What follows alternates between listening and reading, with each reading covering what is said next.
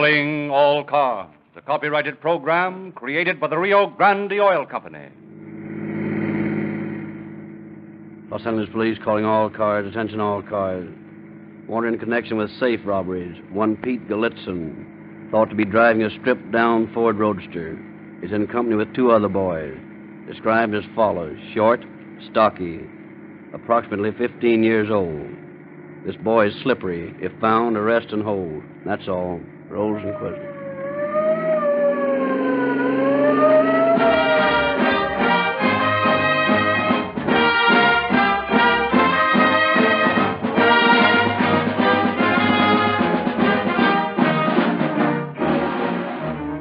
If you are one of those many motorists who feel that one gasoline is about as good as another, how do you account for the fact that more police cars, fire engines, ambulances, and other emergency equipment use Rio Grande cracked gasoline than any other? Just what is cracked gasoline, Mr. Lindsley? Cracked gasoline is just what the name indicates, a cracked gasoline. You know coffee is cracked, that is ground, before you can get the full good out of it. Wheat grains are cracked and re-cracked, and the chaff is thrown away before a fine grade of flour can be obtained. So it is with Rio Grande cracked gasoline. In Rio Grande's great modern refinery, gasoline is literally cracked by terrific heat and pressure into millions, yes, billions of tiny parts. Non-usable units are drawn off and discarded entirely. The remaining gasoline atoms are pure energy atoms, ready to flash into driving power at the very first spark. I see. That sounds convincing. It is convincing, madam. So convincing that Los Angeles, Oakland, Berkeley, Fresno, Santa Barbara, San Diego, Maricopa County, Arizona, and many, many other cities and counties throughout this territory have specified Rio Grande cracked gasoline month after month in preference to any other brand. Thousands of new motorists are turning to Rio Grande cracked.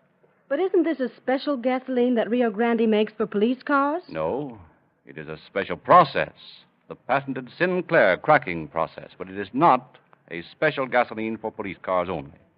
You can buy the very same gasoline, Rio Grande cracked with tetraethyl, at any Rio Grande independent service station. It costs no more, and it will give you the same flashing police car performance that police cars have.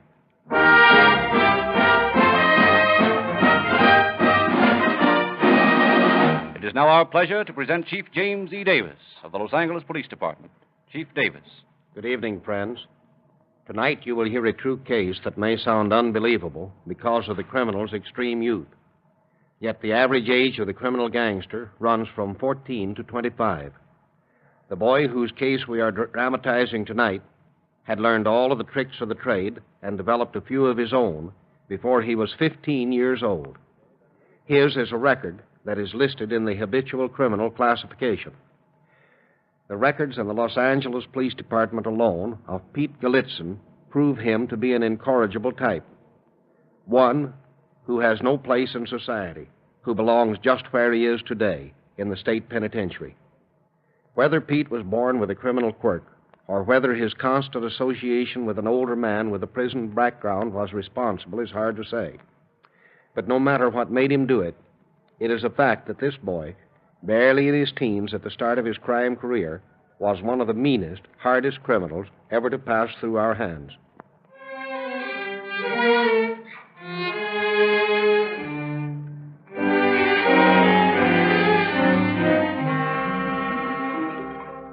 Our story opens on a clear June day in 1925.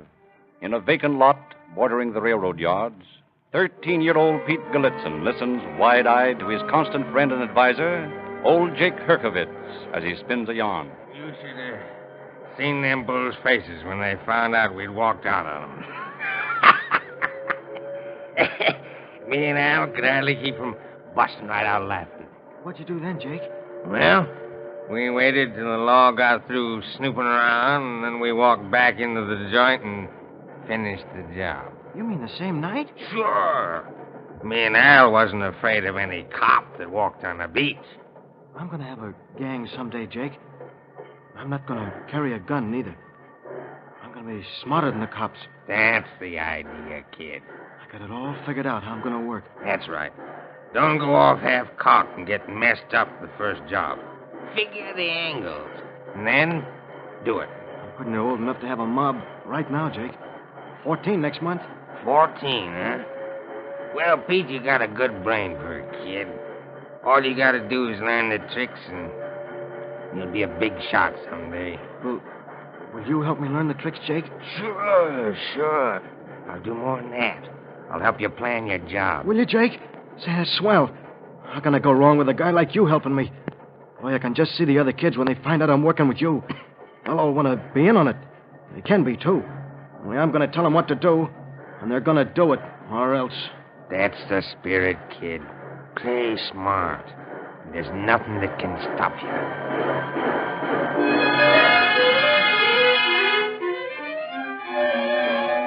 Thus, the prelude to 14-year-old Peter Galitzin's crime symphony. On his birthday, Pete and a few picked pals celebrate by making a round of the stores, lifting a ring here, a spotlight for his Ford there.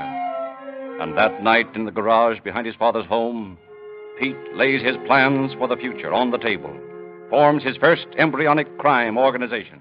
Bill, you and Alex sit here beside me. Okay, Pete. Yeah. You're going to be my lieutenants.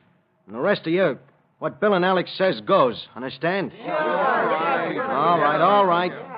I've been looking a couple of places over around town here, and they're easy pickings. All we got to do is get in. That's the toughest part of the job. What's so tough about that, Pete? Why not just bust a window and walk in? Because we ain't working that way, and the first one of you I catch busting windows is going to get in trouble with me. Don't get sore, Pete. I was only suggesting. All right, Bill, just don't get out of line. I'm running this bunch, and I'll make the suggestions. Sure, Pete, I know that. And don't forget it. Here's what we're going to do. Bill and Alex and I'll go out and case these joints tomorrow.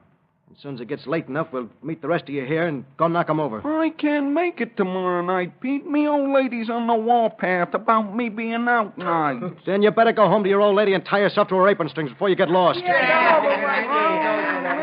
that, Pete. It ain't that. Only if I cross her, she'll tell the old man, and he'll get rough with me. Sure. I understand. And I'm telling you to get out of here and make it fast. I don't want no punks in this outfit. Well, gee, Pete, can't I just... You heard me. Get out and stay out. If you want to stay healthy, you'd better not show your face around me. Okay, Pete, don't get sore. And here's something else for the rest of you to remember. See this little bump on my forehead?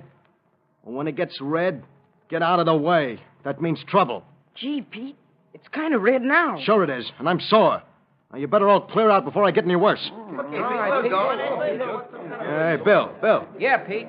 You and Alex stay here. All right. Let's stall those punks. You mean you ain't going to let them go with us? Sure. The three of us is enough. We don't need anyone else. Just get in the way. Okay, Pete. Now you're talking. Yeah. And tomorrow I'll be doing more than talking. Tomorrow we're starting out and we ain't going to stop till we get enough dough to move on somewhere else. I'm going to be a big shot. You guys can go with me. If you don't make any mistakes. Okay, Pete. We won't make any mistakes. I'll see about that later. Now let's make plans.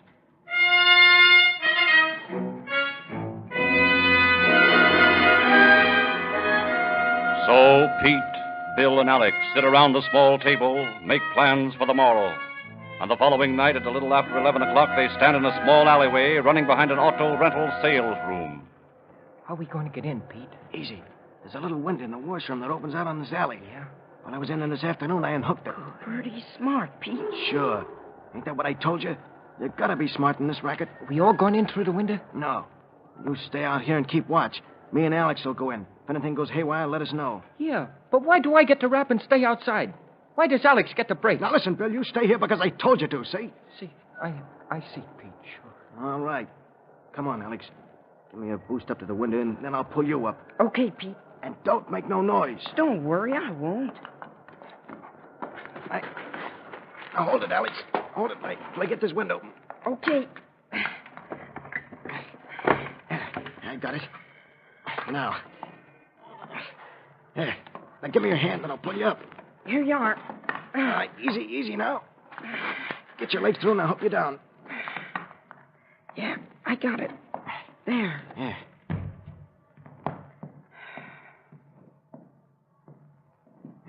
Here we are now. Give me the tools. Yeah, here you are. Quiet. You want to bring every bull in town here? Sorry, Pete. Okay, forget it. Come on and help me with this Jimmy. We'll crack this thing like it was a baby bank.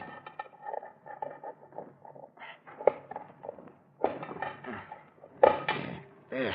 Yeah, that's got it. Now. Gee, look at the dough. This is a nuts, ain't it? Save the talking till we get out of here. Sorry, Pete. Okay, let's blow.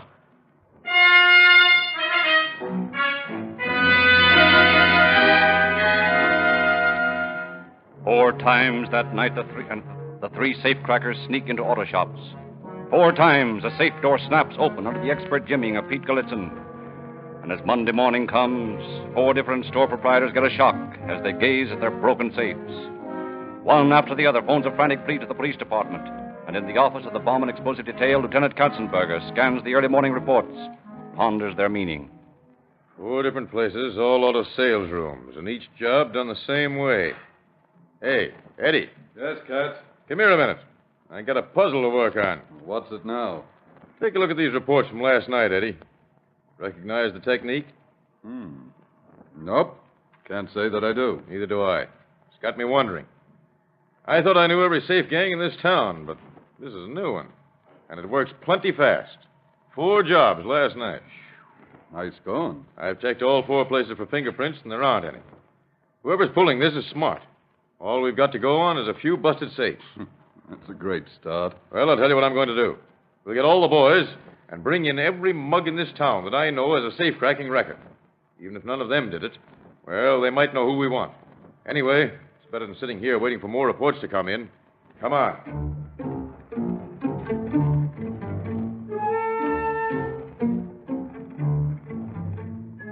But Lieutenant Katzenberger's dragnet brings no results. And after talking to more than 20 known criminals, he finds he has learned absolutely nothing. Nowhere can he find even the slightest lead as to the unknown bandit's identity. The following morning, 3 more jobs are reported. And the next night, 5 more. In each case, the method is the same. And in each case, there is no clue.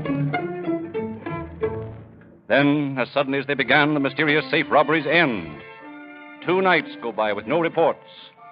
A week, 2 weeks, and still no jobs. Lieutenants Katzenberger and Slaughter breathe easier. Hope that whoever has been doing them has left town.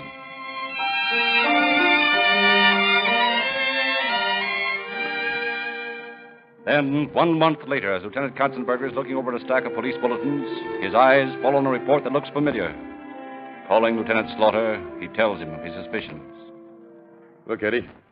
Here's a bulletin from the Washington police about 3 kids they picked up on suspicion of robbery. They let them go for lack of evidence. Yeah. They were driving a hopped-up Ford Roadster with racing wheels. So, here's another bulletin from Stockton. Looks like the same kids, driving the same car.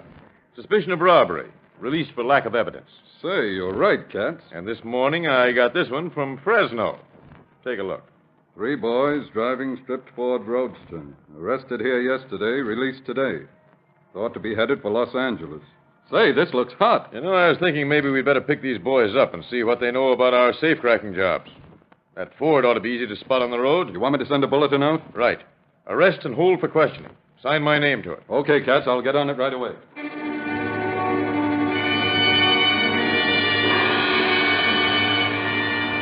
Instantly, word flashes out over the police teletype system to all points. Wanted, 3 boys driving Ford Roadster, racing wheels. If seen, arrest and notify Los Angeles police. Katzenberger. And late that afternoon, on the state highway leading into Los Angeles, a cruising police car spots the Ford, arrests the 3 youthful occupants, brings them to Lieutenant Katzenberger. All right, boys, sit down. I want to talk to you. Hey, what's the idea of the coppers dragging us around? We ain't done nothing. You're sure of that? Sure, I'm sure. Well, I'm not. In fact, I've got a pretty good idea that you and your pals have been pulling quite a few little jobs around town lately. We ain't been in L.A. For how long? Over a month. That's just what I thought. What do you mean? It's been just a little over a month since the last job was pulled here in Los Angeles. But there have been plenty of safes cracked up and down the line since then. Listen, you fat bull, you can't pull any of that stuff on me. I ain't done nothing, and you can't hold us here, see? That's a good bluff, Pete, but it won't work. How'd you know my name was Pete? I just remembered you. You used to hang around a lot with old Jake Herkowitz, didn't you? That's where you learned the business so well, from Jake. You're nuts. Maybe I am. But I remember you all right. You see, I used to browse out and watch old Jake every once in a while. Still do, for that matter, just to keep an eye on him. I remember seeing you with him lots of times. Yes, and you other kids, too. Isn't that right? So what? Suppose I did know Jake. That ain't no crime. No, not by itself, but busting safes is. A pretty serious one. Now, come on, Pete. Stop wasting my time. Let's have it. Or do I have to put the pressure on your pal? No. Shut up. You'd better spill, Pete. If your pals tell the story, they'll probably say a lot of things that you won't like. Yeah? Then we'll get out of here healthy. Oh, you're a tough punk, eh? I ain't no punk, but I am tough. Plenty tough. All right, I'm glad to know it. Well, we'll put you away where you can't hurt anybody, while I talk to your pals. Sergeant. Yes, sir? Put this lad somewhere to cool off, and watch out for him, Sarge. He's a tough one. I know how to take care of that kind, Lieutenant. Come on, Sonny. All right. Wait a minute. Send this flat-foot away and I'll talk. You can't keep me in the can anyway. All right, Sergeant, I'll take charge. Yes, sir. Now, you and your pals cracked those safes in the auto rental joints here in Los Angeles, didn't you? Yeah. How'd you guess it? I didn't guess it. You just told me. Now, will you sign a statement to that effect? A lot of good it would do me to say no. Sure, I'll sign it. But I won't stay in no jails. No. I heard a lot of other fellows say that. Tough ones, too. And as I remember, they're all in jail right now. All right. Let's get the jawing over with. I don't enjoy talking to cops. Give me that statement and let's get it over with.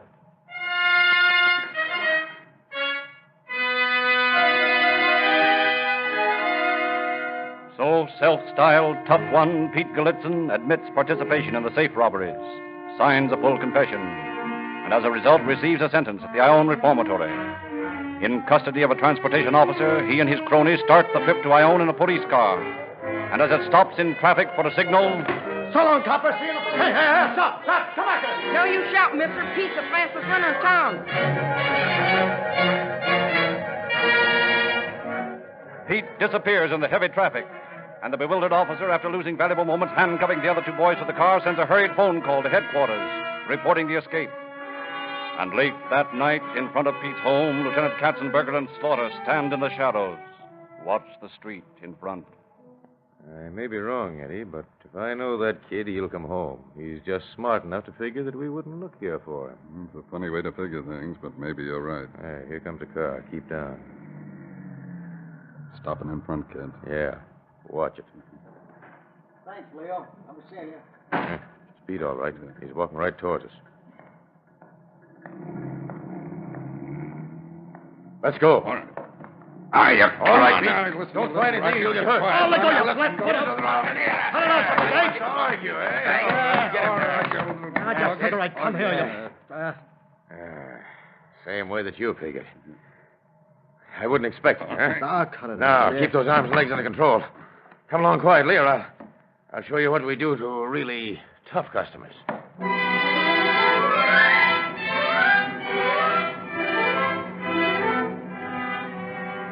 And this time, Pete is taken to Ione under special guard in solitary confinement until he calms down.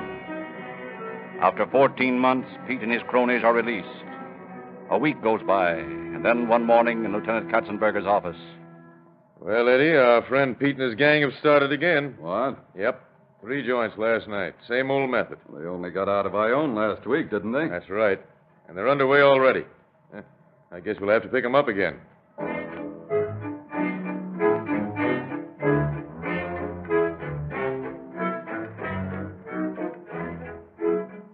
But finding Pete proved to be a harder job this time, and after several days spent in staking out at his house, Katzenberger decides the gang has left town again. Acting upon this hunch, police circulars are sent to every town in the United States with a full description of the 3 boys and an order to arrest on suspicion of robbery. But months go by and no word comes. Pete Gallitzin seems to have disappeared from the face of the earth.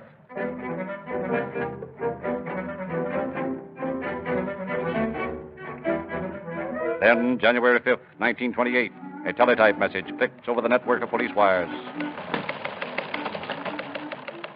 To Katzenberger, Los Angeles Police. Read your circular wanted for robbery.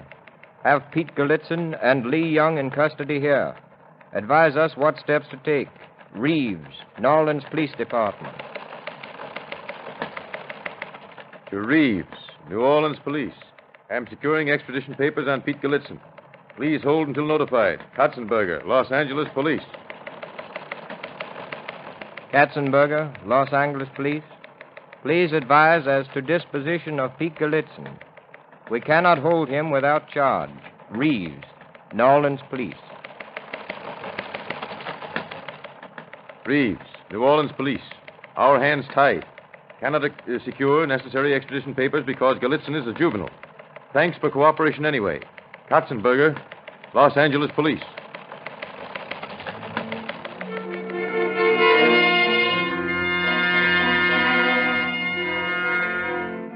Thus, through a small technical matter of age, Pete Galitzin is released by the New Orleans police to continue his crime career.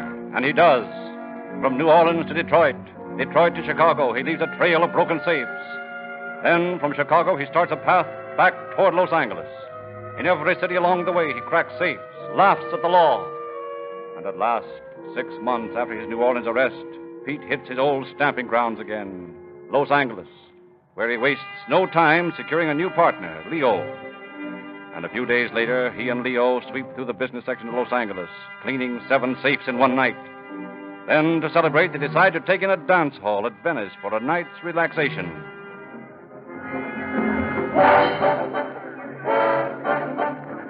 Boy, this is the nuts, Pete. Get a load of some of them dames over there by the orchestra. Yeah, come on. Let's get a couple and show them what dancing's all about.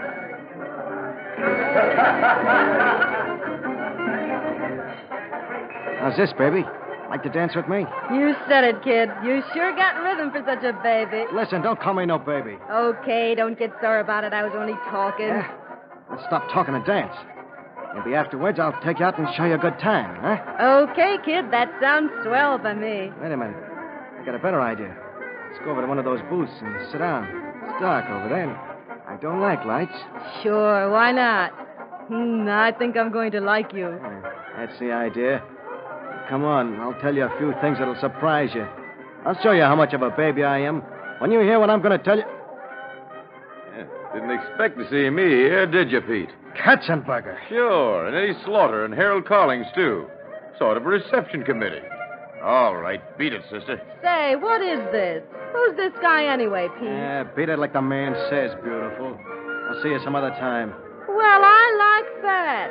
Great guy you turned out to be, leaving me flat for a couple of cigar chews. Ah, nuts. So back to Los Angeles goes Pete in company with the now familiar Lieutenant Katzenberger and his partners. And once again he is sentenced to serve a term in the reform school. But on the way from the courtroom to the jail... So they gave you the works, eh, Pete? You thought you were pretty smart. Sure, and they still do. They can't keep me in a reform school. That's what you think. You'll be there for a long time. And that's what you think. Hold on. Hey, stop that boy. Somebody stop that boy. Well, why don't you shoot at him? Take a chance of hitting someone in the crowd. Get out of the way. Once again, Pete Galitzin slips his cuffs and makes a seemingly impossible escape. Leaves a bewildered and irate officer standing in the halls of the crowded building. And in less than a week, on the pike at Long Beach on Sunday afternoon... Taking an awful chance busting in a joint right in front of all this mob? Not a chance in the world. This place is locked tight on Sunday. Nobody will be expecting a robbery. All we do is walk in the back way and help ourselves. Come on.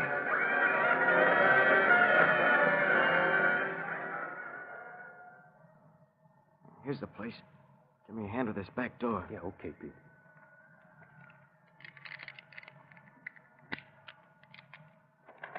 Boy, this gadget sure works slick. Yeah, Jake made it for me a long time ago. Old Jake sure knew his stuff. Yeah. Now, come on. Safe's in the front room. You mean the room we went by on the pike? Sure. But anybody that looks in can spot us there. So what? We're cleaning the joint. Here, take this rag, and when we get in there, look as though you're dusting. I'll bust the safe. Boy, you ain't afraid of nothing, are you, Pete? Nothing. Come on. Gee, look at all them people out there through the window. Yeah. Wonder what they'd think if they knew we was robbing the place. They're suckers. I'm kind of nervous, Pete. Let's make it snappy and get out of here. Okay, Leo. Keep looking as though you're dusting and stand between me and the window. I'll snap this thing open in a second. Yeah, okay. A couple of twists with this. And it's open.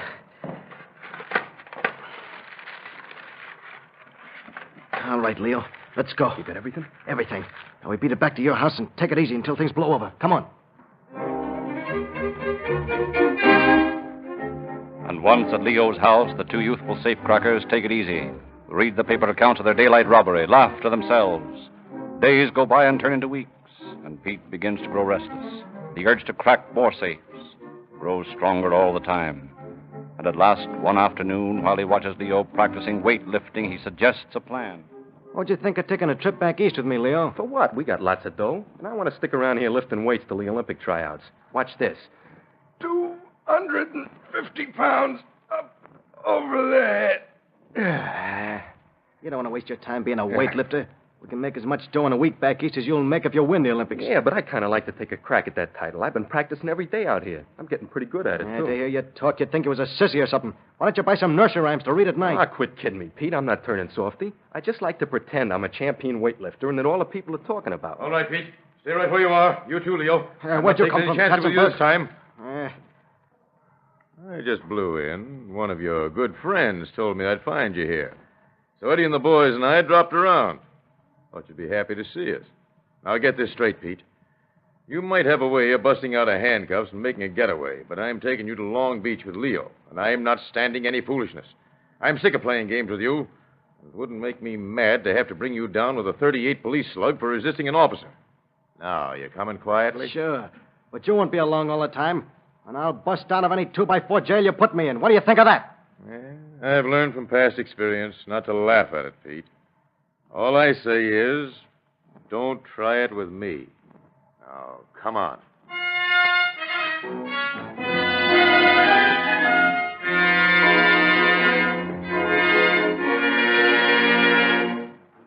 And amazingly enough, Pete Galitzin remained quiet throughout the long trial for the Long Beach robbery.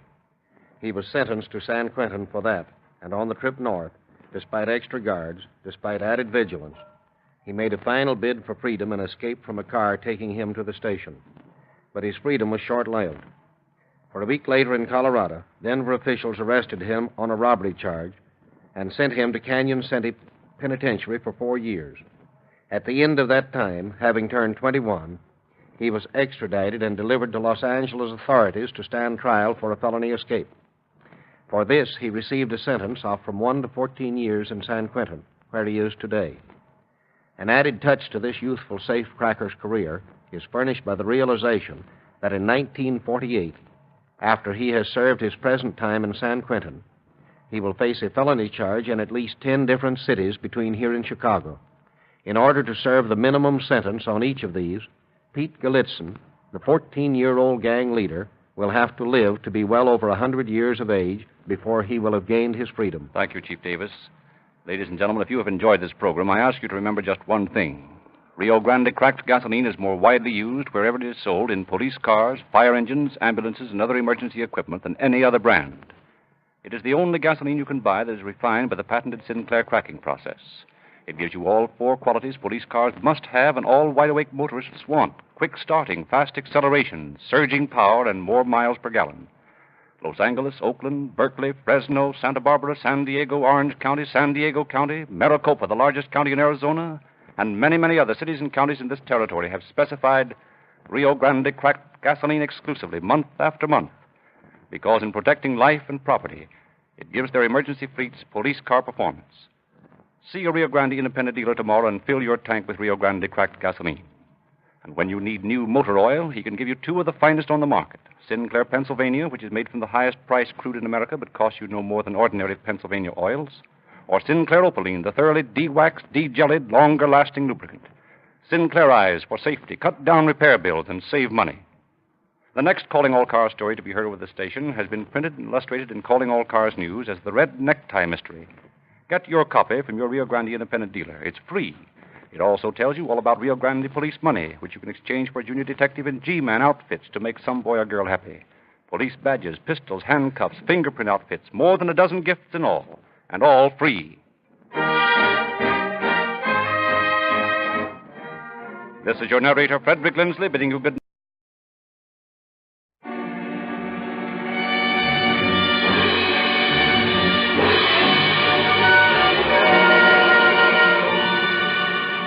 Calling All Cars, a copyrighted program created by the Rio Grande Oil Company. Los Angeles Police calling all cars. Attention all Los Angeles County Sheriff's cars. Broadcast 156. Investigate the nude body of a man found in Latigo Canyon. No clues as to identity except one red necktie found on his neck. That's all. Rosenquist.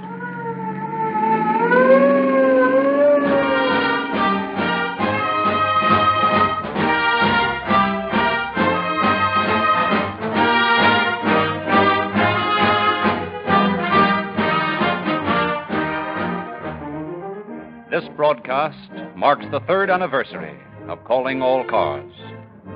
For 3 consecutive years, the solutions of actual crime cases have been thrillingly dramatized for the entertainment of millions of listeners.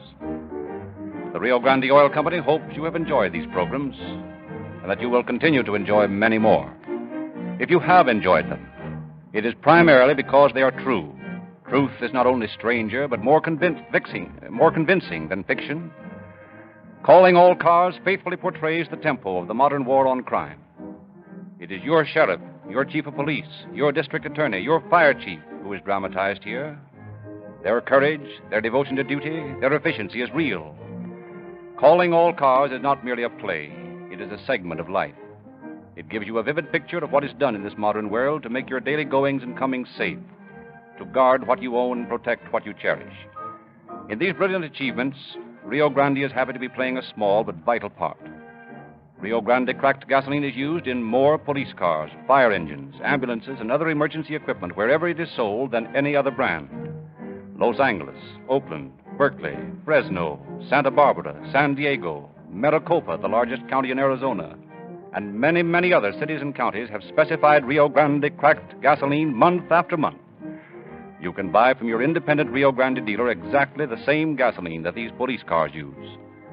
If it is sufficiently outstanding to be chosen time after time for police cars, it should be the gasoline for you.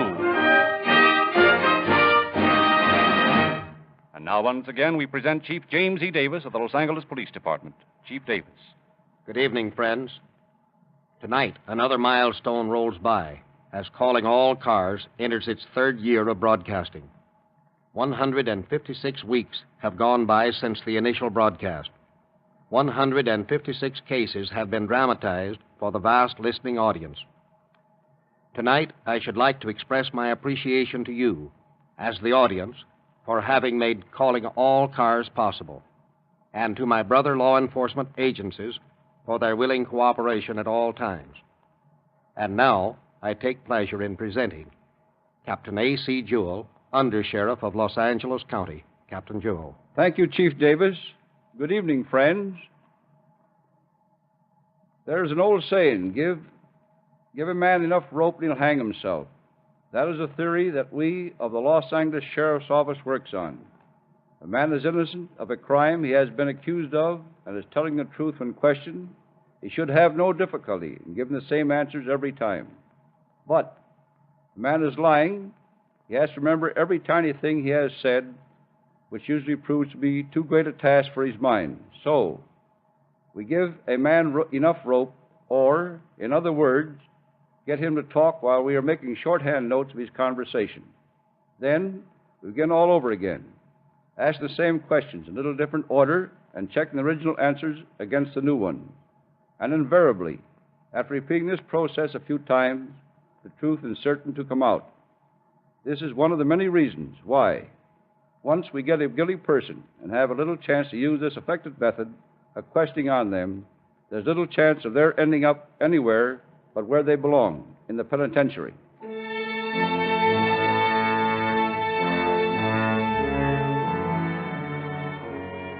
December 28, 1931. Over the Santa Monica Mountains, huge purple rain clouds move in from the ocean. Thunder mutters sullenly. Forked lightning stabs from the heavens intermittently, lighting the tangled, brush-filled ravine that is Latigo Canyon. Then rain. Heavy, blinding rain that sends a great torrent of water roaring through the mountains to sweep trees, brush, massive boulders before it into the sea. On a small road leading out of Latigo Canyon, a Model T Ford sedan crawls to a shuddering halt.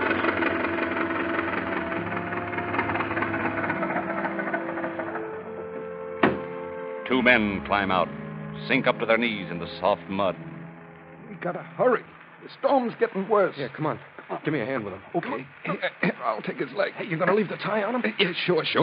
Can't waste any time. Come on. All right. We'll carry him over here by the cliff. Come on. Hurry up. Oh. Okay. This is all right. Now, over the edge. Shall I throw his clothes over, too? Oh, no. We'll get rid of him later somewhere up the road. Now, let's get out of here. We gotta hurry or we'll get caught here by the rain.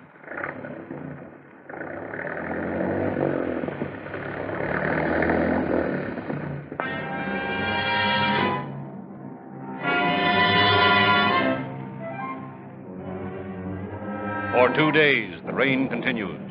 For 2 days, the Santa Monica Mountains remain shrouded in a blanket of ominous black clouds. Then, as dawn breaks on the 3rd day, the storm moves back to sea, leaving a stillness broken only by the monotonous dripping of water, the occasional scream of a gull wheeling high overhead. In the little sheriff substation of Malibu Canyon, Deputies Chapman and Nestor are preparing to drive into Santa Monica Station when a car slides to a skidding stop in front. A man climbs out, hurries to the door. Looks like we got visitors, Ed. Yeah, in a hurry, too. Are you the sheriff? Well, not exactly the whole sheriff, but I'm in charge here. Well, you'll do. There's a body up the road. A dead body. What? Yeah, and it hasn't any clothes on it. Now, wait a minute, mister. Take it easy. Well, I'm so doggone out of breath that I can't talk very well. You say there's a body in the road? Yeah. Where? Up in Latigo Canyon. It hasn't any clothes on it. So you said. Oh, I didn't find it. Brown did. One of the boys working on the road with me. But he said he didn't have any clothes. I think we better go out there and take a look, Joe. I can take you back to the camp in my car if you want to. The fellow that found it's waiting up there. No, we'll follow you in our car. Save you the trip back.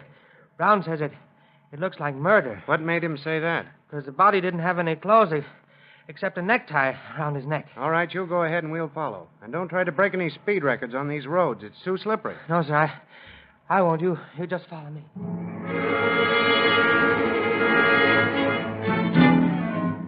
So, with Deputies Nestor and Chapman following in their car, the breathless road foreman drives to the camp. There they pick up Brown, the man who found the body, and drive on up the little road into Latigo Canyon. It's just up the road a ways, around that bend. Sure we can get all the way in the car? Yeah, the road's all right. You can make it. How'd you happen to find the body, Brown? Well, I was walking along, inspecting the roadbed to see what damage the rain had done.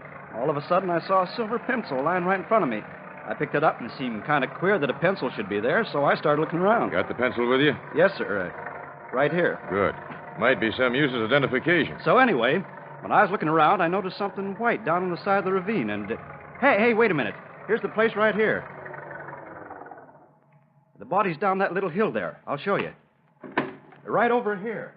Nice cheerful spot, isn't it? Yeah. There, see? You can see his legs sticking out of that crack there. It's a body, all right. Come on. Let's go down. Yeah. Take it easy, there. Watch out for that brush there. Yeah. Look out. There. Now then. Naked as the day he was born. Yeah, except for one thing. That red tie around his neck. You going to try to move him? No, I think we better leave him right where he is for the time being. The way that tie is pulled tight leads me to believe that maybe Mr. Brown's not so wrong about his murder idea. Well, we better go back and report this to the sheriff's office, Joe. Captain Bright will want to see it before it's moved. Come on. Notified by phone of the gruesome discovery, Captain Bright, in charge of the homicide detail, proceeds directly to the scene, examines the body. Nothing's been touched since he was found? No, sir. All right, boys.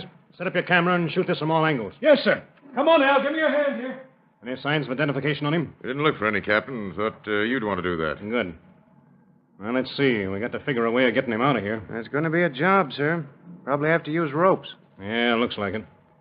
You got those shots yet, boys? All set, Captain. Good enough. Rush him into town and get some prints made as soon as possible. Tell the boys in the office I'll be in as soon as I can. Yes, sir. Come on, Al. Let's go. Now, all we have to do is figure out how to get a block and tackle rigged up here, and we can get started trying to identify the body. Both of which are liable to prove tough jobs.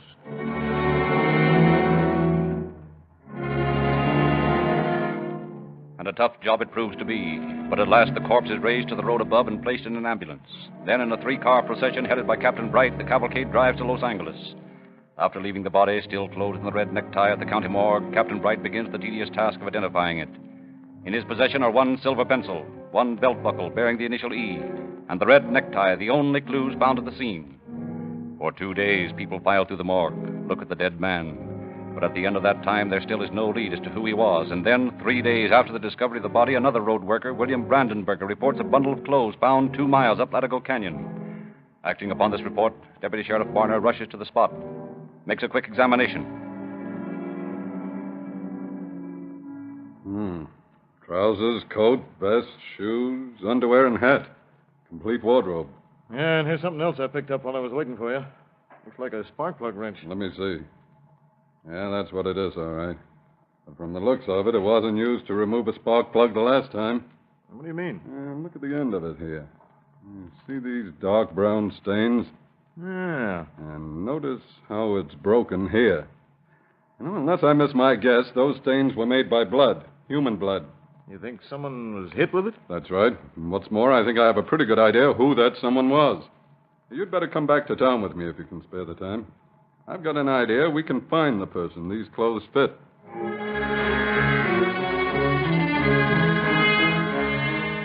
And Deputy Sheriff Barner proves to be right when the clothes are found to fit the mysterious corpse in the county morgue. A laundry mark found in the socks gives the officers their first real lead to work on, and losing no time, they set out on a tour of all the laundries in town, hoping to find the one that will have a mark coinciding with theirs. But after 2 days' intensive canvassing, no such place is found. Then, acting on a sudden hunch, Captain H.C. Brewster of the Santa Monica Sheriff's Office with Deputies F.P. Dickerson and O.H. Cloud turn from the laundries to local pickup stations. And the very first place they go in Sawtell, their luck changes. Why, sure. Sure, I know them clothes. They're little Jack Irwin's. I'd know them anytime. You know where this Irwin lives? Sure, over at the soldier's home. He's a veteran. Anybody over there know them clothes, too. Everybody knows little Jack. Thanks a lot. Well, I may want to ask you a few questions a little later. You here all the time? Sure thing. Anytime you want me, I'm right here. That's fine. Come on, boys. Let's take a ride over to the soldier's home.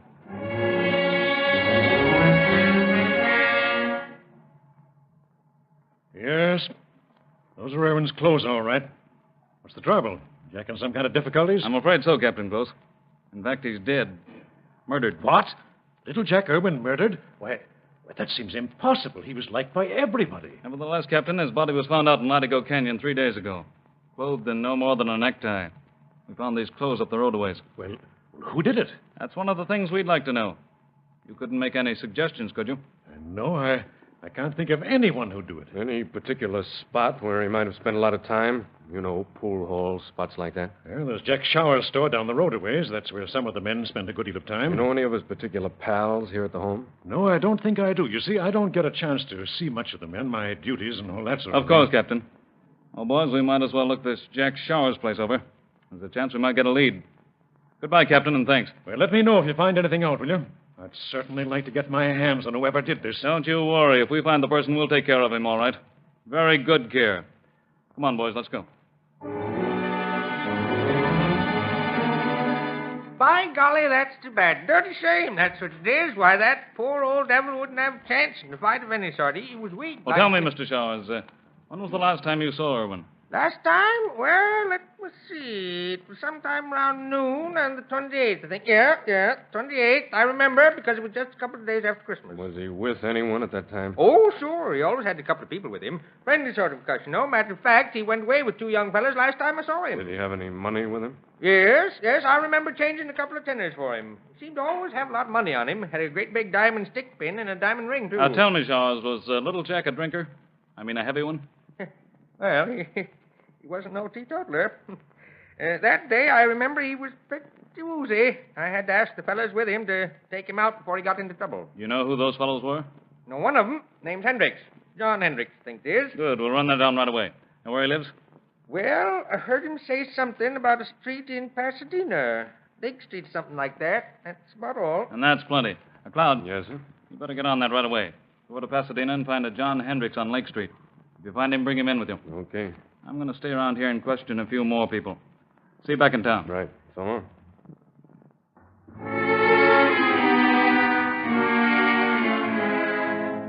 Thus, the first real progress on the bewildering enigma of Latigo Canyon. While Deputy Cloud speeds to Pasadena in search of the suspected John Hendricks, Brewster and Dickerson ask innumerable questions of inmates of the home. And as a result, they learn that a man named Hugh Thomas owns an old Cadillac car, the same kind and year as the one the spark plug wrench found in the canyon is from. With this information in hand, they lose no time in picking Thomas up and bringing him to Captain Bright's office for questioning. Sit down, Mr. Thomas. Thank you. Now, what's your full name? Hugh Samuel Thomas. What do you do for a living? Well, I'm an automobile mechanic by trade. I draw compensation from the soldier's home, though. That's what I live on. Have you ever been in jail, Thomas? Yes, sir. Once on a check charge here in L.A. I'm on probation right now. Any other times? A few times for vagrancy. At all? Yes, sir. Do you own a car? Yes. An old Cadillac? That's right. Mr. Thomas, have you ever seen this spark plug wrench before? Why, let me look. It's from the same make as your car. Yeah, I know that. That's your wrench? Well, as a matter of fact, it is. I can tell from this little broken piece here. Where'd you get it? Don't you know? No, sir. That's why I'm asking. It was picked up off the road about 2 miles from when we found the body of little Jack Irwin. Jack Irwin? Yeah. You know him? Sure. I knew him out at the home. Know anything about his death? No, sir. I didn't even know he was dead. He was murdered, Thomas. And we have a pretty good idea that it was this wrench that did the job. How do you figure that? You mean my wrench? That's right. Well, I don't know anything about it. Good gosh, you don't think I had something to do with it, do you? Well, it doesn't look any too good for you, does it? But I didn't have anything to do with it, honest. You're going to stick to that? Of course, it's true. I'm afraid we'll have to hold you on suspicion of murder until we make a little more investigation, Thomas. But I didn't even know he was dead. This is the first time I've heard of it. I'm sorry, Thomas.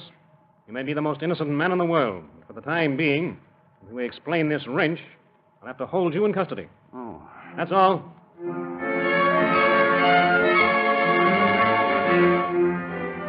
Hugh Thomas is placed in jail, still denying any knowledge of the crime. And Captain Bright, Brewster, Deputies Cloud and Dickerson renew their investigation. Then, in Pasadena, Cloud locates a man who admits his name is Hendricks but denies any knowledge of the crime. In Captain Bright's office, the men question him. Your name is John Hendricks? That's right. I understand you're quite a friend of little Jack Irwin out at the Soldiers' Home. You must have the wrong guy, then. I don't know any little Jack anybody. You don't know that little cripple fellow out there? Oh, there's a lot of cripples out there. That doesn't answer my question. I asked if you knew little Jack Irwin. And I told you no. Isn't that enough? No, not by a long ways. How about Jack Shower? You know him, don't you? Sure. Hang around there much? Part of the time, yes. Were you in there the 28th of last month? Well, how should I know? I can't remember dates. You'd be a lot better off if you made an effort to remember that one. Well let me see. The 28th? Well, yeah, I think I was. That's better. Anyone else with you? Sam, that's all. Sam who? Sam Schwartz, a guy I know. Was little Jack with you? I told you about a dozen times I don't know any little Jack. You're getting pretty hot under the collar for no reason. Well, I don't like to be pinned down with a lot of questions. Why? Too hard to think of answers to them? No, it's just annoying, that's all. Was this Sam Schwartz drinking with anyone besides you? Well, I guess he was. I don't remember. Did you see an old man with him? A fellow with one leg shorter than the other? I don't know. Did you know little Jack had been killed? I read about some guy being killed last week. That the guy you mean? Yeah. Little Jack Irwin. Well, all I know was what I read in the papers. How'd the paper say he was killed? Something about his being strangled with his tie. That's all you know about little Jack? Yes. Where can I find this Schwartz man to talk to? I don't know. Sure? You heard me. I said I don't know. All right, Hendricks. I'm not going to waste any more time with you. When you decide to remember a few things, send word to me. Until then, I've reserved a nice cell for you upstairs. Take him away.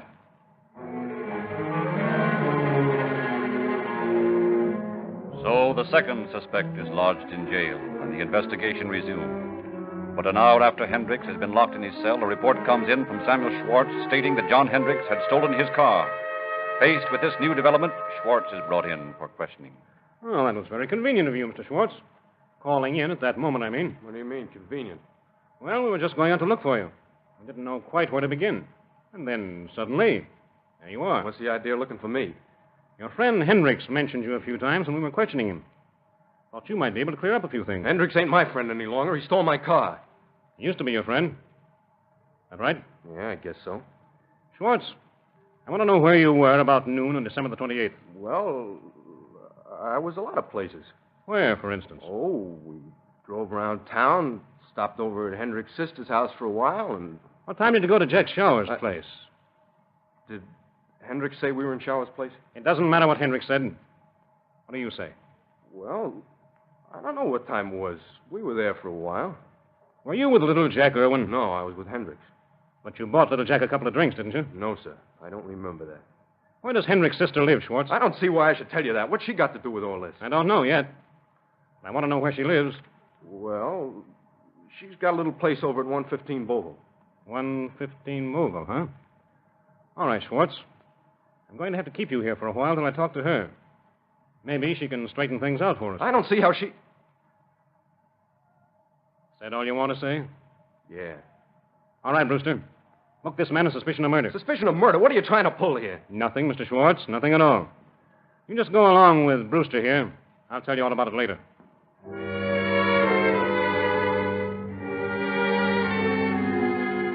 So Sam Schwartz is put away in the county jail as number 3 suspect. And Deputy Dickerson is sent to the Beauville Street address where he interviews first the landlady, then Hendrick's sister. Now, Mrs. Clifton, I've just been talking to your landlady, Mrs. Doyle. She tells me that you've got something on your mind that you ought to tell me. Well, I don't know what to do. I feel that I should tell you, and yet it's an awful thing to have on my mind if I do. If you're hiding evidence of a crime, Mrs. Clifton, it'll weigh a lot heavier on your mind if you don't have it. What can I do, Mrs. Doyle? What's the right thing to do? Sure, and you know how I feel about it, Nellie. You've got to get it over with. All right. I guess it's best. Hey, take this down, Lynch. Right. My brother, John, came into my room the other night and woke me up. He was terribly excited and scared, and he sat on my bed and told me... Go on, Mrs. Clifton. He told you what? Well, it's so hard to do this to my own brother. Of course it is, but it's the right thing to do. All right. He told me that he was afraid, and he asked me if I'd read about the murder of the old man in the papers. Yes? I told him I had, and then I looked at his eyes, and I knew what he was afraid of. I knew right then. And I asked him if he'd done it, and he said, yes. He and Sam. Meaning Sam Schwartz? Yes. And I asked him why he'd done it, and he said that he and Sam had been over at some place drinking with this man, and that the man got drunk, and the proprietor asked him to take him out, and they did, out in their car, and they started riding around to sober him up. Then he got abusive and started trying to steer the car off the road and a lot of things, and John picked up a wrench from the floor and hit him. Not hard, but just to quiet him. Well, what happened then? Well, John said that they drove around some more, and then this man started getting mean again, and so they stopped the car and they started to get out. There was a struggle or something, and John hit him again.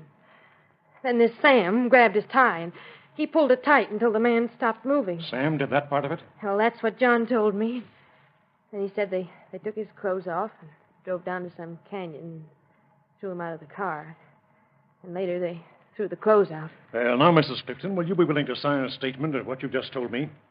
Oh, yes. Yes, I will. Thank you. And if you'll witness it, Mrs. Doyle, I won't bother you anymore. This is all we need to complete our case.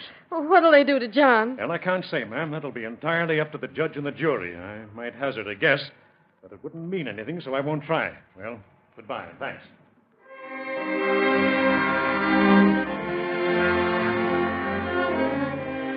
Armed with a full confession from Hendrick's sister, the first suspect, Hugh Thomas, is released, and Captain Bright feels the evidence strong enough to bring the men to trial. Then, suddenly, in the midst of it, a sudden new development throws the courtroom into confusion. George Morgan, a prisoner in the county jail on charges of murder, calls Attorney Cooper and Deputy Sheriff Brewster to his cell and makes a startling statement. You guys are trying to hang the wrong guy for that Irwin job. What do you mean by that, Morgan? Just what I said. Those fellas didn't do it. I did. You did? Sure. Me and a friend was driving a car, and we ran over him. We were scared to report it, so we drove him out to a place and threw him out. You and who else? A guy I know. What's his name? His name? I don't remember. Oh, yeah, Keller. That's it. Who was driving the car? He was, Keller. He didn't see the guy until we hit him. Where were you when you hit him, Morgan? Out by the old soldier's home on the road there. And where was the place you threw the body? I don't know exactly. It was a typical mountain road down by the beach. You're in the same tank with John Hendricks, aren't you? Yeah. What's that got to do with it? How much did he pay you for this? Say, what are you talking about? I'm making a confession to save some innocent guys from hanging, that's all. You're pretty sudden to go up on the murder charge you're in for now, aren't you, Morgan? Yeah, I guess so. So one more murder wouldn't make much difference to you. I don't get it. All right, I'll put it in plainer words. You and Hendricks have been together in the same tank. Some way or other, Hendricks has talked you into taking the rap for him. Isn't that right? No, that's not right. It seems to me this is a pretty funny place when a guy can't even confess to a killing without being handed the third degree.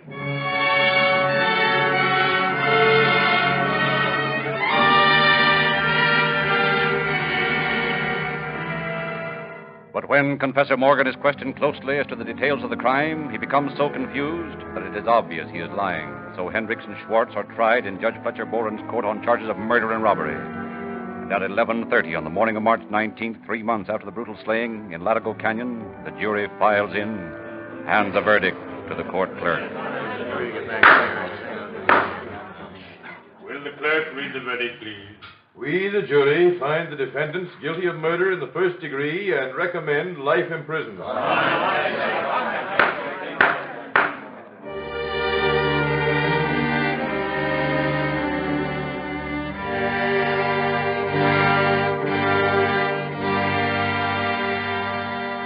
Sam Schwartz and John Hendricks were sentenced to San Quentin for life, with an added clause stating that no parole should be given. So, through the work of Captain Bright, Deputies Brewster, Dickerson, and Cloud, the brutal slaying of little Jack Irwin was solved, and the perpetrators placed in the penitentiary for as long as they shall live. In our 3 years' association with law enforcement agencies, we have developed profound respect for the efficiency of the men on the firing line who guard your life and property against fire, accident, and crime. They take no chances of failure in the trust the public imposes. Every man must be alert and ready for action. Every car roadworthy and ready to go. We feel it is no ordinary testimonial when these masters of efficiency themselves show their respect for our products by using Rio Grande cracked gasoline in more police cars, fire engines, ambulances, and other emergency equipment wherever it is sold than any other brand. You will find Rio Grande cracked gasoline just as capable of police car performance in your car. And Sinclair motor oil is just as dependable. Sinclair Pennsylvania and Sinclair Opaline are both thoroughly de-waxed, de-jellied motor oils in refinery-sealed, tamper-proof cans. If you want to do something that will delight the heart of some boy or girl, get a free copy of Calling All Cars News from any independent Rio Grande service station and learn how you can secure junior detective and G-man outfits for them absolutely free. Police badges, fingerprint outfits, sirens, more than a dozen gifts, all free.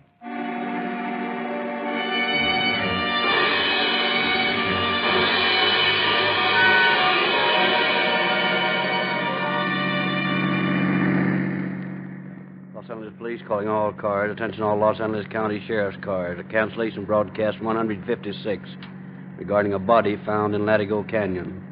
This case has now been solved. And that's all. Rosenquist.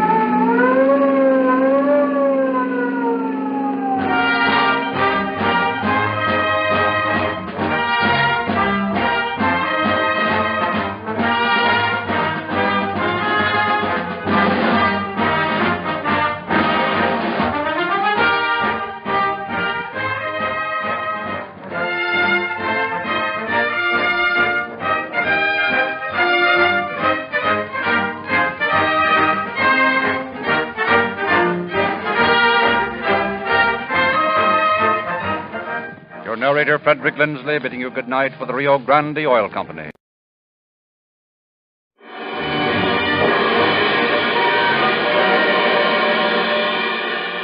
Calling All Cars, a copyrighted program created by the Rio Grande Oil Company. Los Angeles Police calling all cars. Attention all cars. Broadcast 157. Be on the lookout for a car bearing 2 boys. Number 1, blonde, heavy set, has a pug nose. Number 2, swarthy complexion, lighter build. These boys are armed and thought to be holding up gas station. That's all. Rosenquist.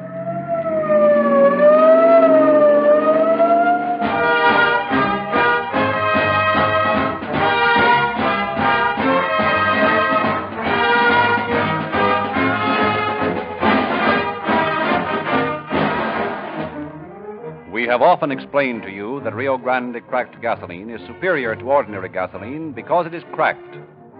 To make the point still clearer, let us consider another familiar fuel, which is improved by cracking: coal. Coal, in large lumps, is slow to start burning. Once it begins to burn, it gives plenty of heat, but it burns inefficiently, wastefully. So coal is broken up into small pieces, cracked. Then it starts to burn easily, develops quick, efficient, even heat. This illustrates clearly the difference between cracked and uncracked gasolines. Uncracked gasoline is lumpy gasoline, hard to start, sluggish and wasteful, incapable of perfect combustion. Some of it even flows raw down the cylinder walls. Some is forced, unburned, out the exhaust. Rio Grande cracked gasoline is broken up into tiny atoms by the patented Sinclair cracking process. It starts instantly, burns evenly, and develops tremendous power. Every possible atom is turned into driving energy. Rio Grande cracked gasoline with tetraethyl is used in more police cars, fire engines, ambulances, and other emergency equipment wherever it is sold than any other brand. It has been specified as the preferred gasoline for the police departments of Los Angeles, Oakland, Berkeley, Fresno, Santa Barbara, San Diego, Maricopa County, Arizona, and many, many other cities and counties. Exactly the same Rio Grande cracked gasoline featured by your independent Rio Grande dealer. Remember, this is the only gasoline that will give you police car performance in your own car. Try a tankful tomorrow.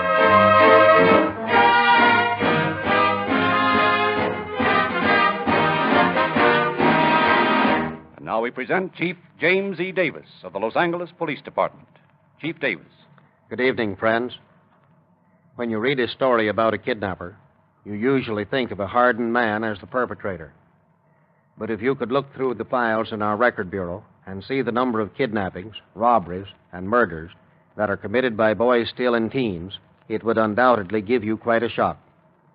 Yet it is a fact that the majority of cases, like the one you will hear tonight, are done by juveniles, boys who have turned to a crime career rather than face the responsibilities of an honest one. It is a terrible thing to have to sentence a boy, hardly started in life, to a long-time penitentiary term. But there is no other way out. If we let them off easily, give them another chance, the result would be obvious. They would think they could get away with the same thing again and return to their original career of crime. Our only chance to help these embryonic criminals is to show them in the beginning that crime does not pay.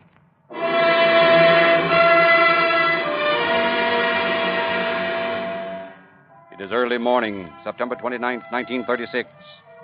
On the wide cement highway leading out of Olympia, Washington, two boys stand, thumbs pointed south in the familiar gesture of the hitchhiker, and watch the steady line of cars as they speed by.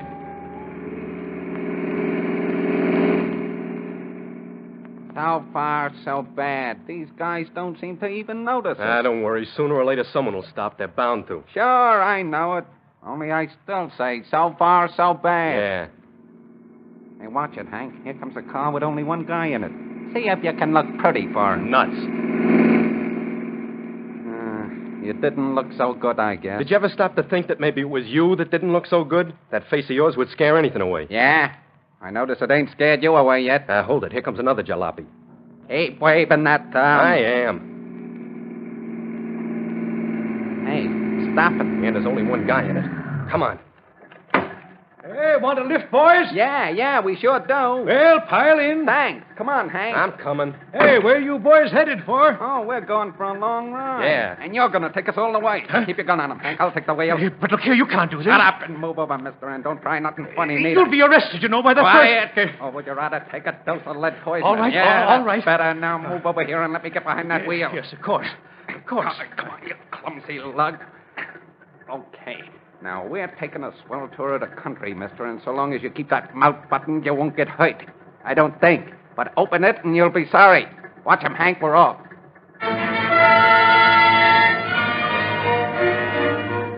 Fear clutching at his throat with cold fingers, the kindly motorist huddles in the front seat of his own car while the youthful hitchhikers send it speeding south towards California. For seemingly endless hours they ride this way. And then, after some 400 miles, the driver pulls the car off the road into a little side street and stops the motor. Hey, what are you going to do here? Get rid of you, Pop. This is the end of the line. Hey, yeah, but where are we? What am I going to do way out here? Tell him, Hank. Sure, it's a pleasure. You're somewhere near Grants Pass, Oregon. After we get through tying you to that tree over there, it really don't matter much what you do. The main thing is we know you won't get to a telephone for some time. Very well done, Hank. Come on, mister, and make it fair. Say, this is an awful thing to do to a person, boys. I might die out here, and nobody'd be the wiser for it. Now, think of having that on your soul for the rest of your lives. Save it, Pop. You won't die. And if you do, so what? Give me that rope, Hank. Here you are. Yeah, now sit down here by this tree. Yeah, but mister. you heard him. Sit down. Here you are, Hank. Take this end of the rope and fasten it there. Don't do that, boys. Tie it tight. Yeah. Please. Yeah, that's it. That's the idea. Now, don't. Hank, pass it around to me. There. Please don't. So, there we are. All fixed. Just as cozy as can be. Now, mister, we're leaving. If you get too cold during the night, ring for the butler. I'm sure he'll be glad to get you anything you might want. Come on, Hank, let's blow.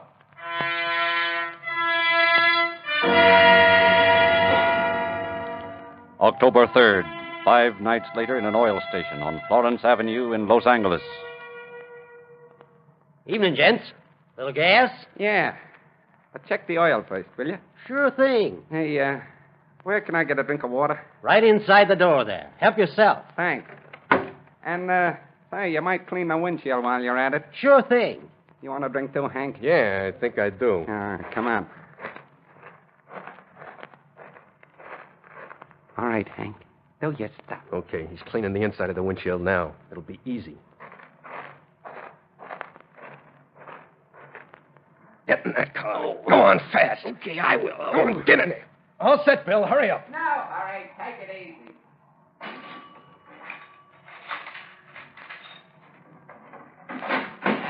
Fine business. Only $10. Oh, well, it's better than nothing. Where are you taking me? For a nice little ride, mister. You mean you're going to kill me? I don't know just yet. We'll see. Now, shut up. And 40 minutes later, the terrified gas station attendant is hauled roughly out of the car near Lincoln and Manchester Avenues and dragged into a vacant lot. There, the two bandits tie him securely with baling wire, then make a laughing departure in their car. 1 hour later, at a small service station on North Vermont, the youthful pair strike again, kidnap the attendant, take him 35 miles out of the city, and leave him tied to a tractor near Huntington Beach.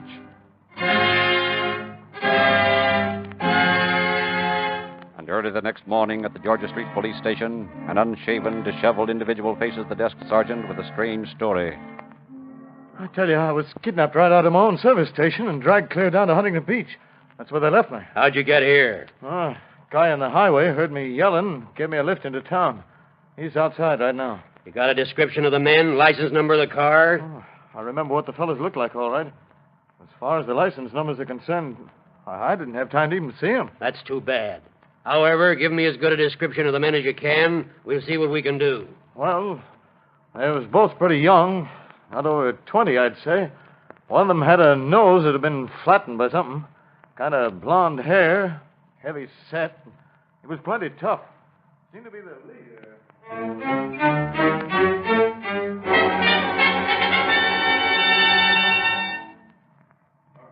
Blonde hair, heavy set. The other one, swarthy complexion, black hair, both under 20. That all we got to go on? That's right. If we don't bring these boys in before too long, you know what'll happen. Yeah, I think I do all right. We'll get a ribbing from the paper. Yeah, and from everybody else, too. Sometimes I wish I'd been born a crooner or something instead of a policeman. Well, it's too late now to do anything about it. Huh? You're being a crooner, I mean. What we've got to do is find these boys. Right, and soon. I've got a statement here that the bandit's car was a black sedan, a Chevrolet. With all the black Chevrolets around this town, it'll be a simple matter to find the one we want. Just pick it right out of the air or something. Sure, right out of the air. Oh, come on, let's get that dope to the papers and get moving. I can't sit here any longer.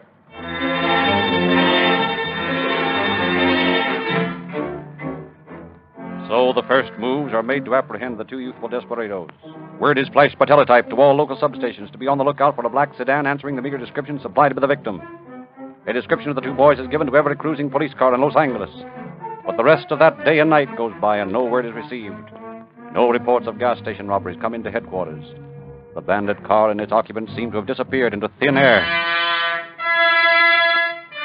Then, 7 p.m., October 5th, on Main Street in Los Angeles. Come on, Hank. This car'll do. Okay. Hey, What's going on here? Shut your mouth and move over. But Shut up, or would you rather get a dose of this? A gun. Yeah, and it's ready to go off any second. Well, don't you... I'll move over. Here. Yeah, that's better. I'll drive. Pile in the back, Hank. We're off. Now, listen careful, mister. We ain't made no definite plans about you yet. That sort of depends on how you act. But I'll tell you one thing. If you start any monkey business, you'll get a dose of lead slugs that won't feel too good. Now, how's about it? I won't try anything, honest. I won't say a thing. Well, that's smart. Maybe you'll get along all right at that. It's a swell bus you got here. Huh, Bill? Sure, brand new. We can really go places in it. Yeah, huh? I wonder how fast it'll do. Oh, please, it's not even broken in yet. Don't try to go too fast, will you? I thought you said you was going to keep that trap shut. What would you like? Your car burnt up a bit or your stomach filled with lead slugs? I'm sorry. I only thought that maybe you wouldn't ruin the car. I won't say any more. Good, because if you do, I know how to stop you.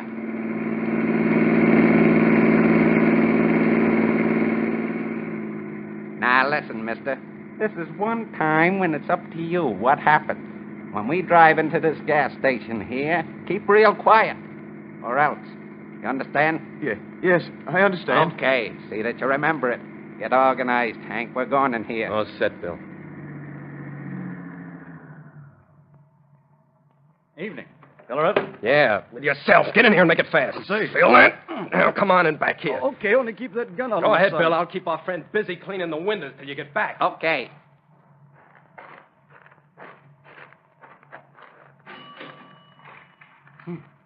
Pen. Not bad. Not bad at all. All right, Hank, I got all there was. You better stay back there with this guy until we get rid of him. Right, let's get going.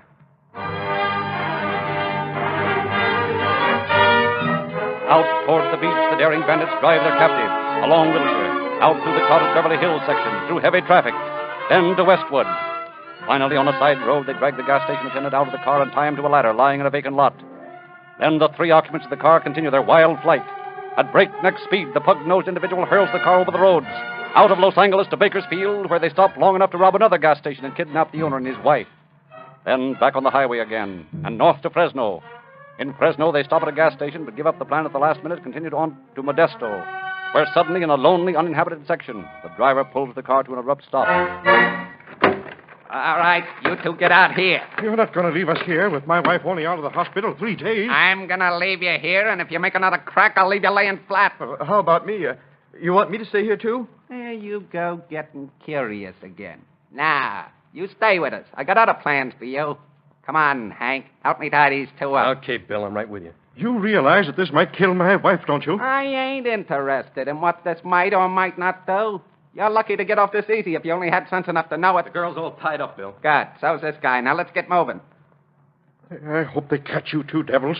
Then I hope to get a chance to get my hands on you before they hang you. If I thought there was any chance of that, I'd fill you so full of slugs right now that you wouldn't be able to even talk. But don't worry. They ain't going to catch us.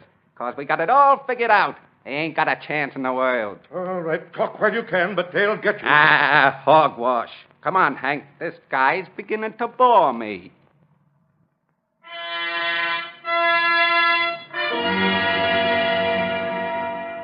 So back to the highway and on with the seemingly never-ending tour.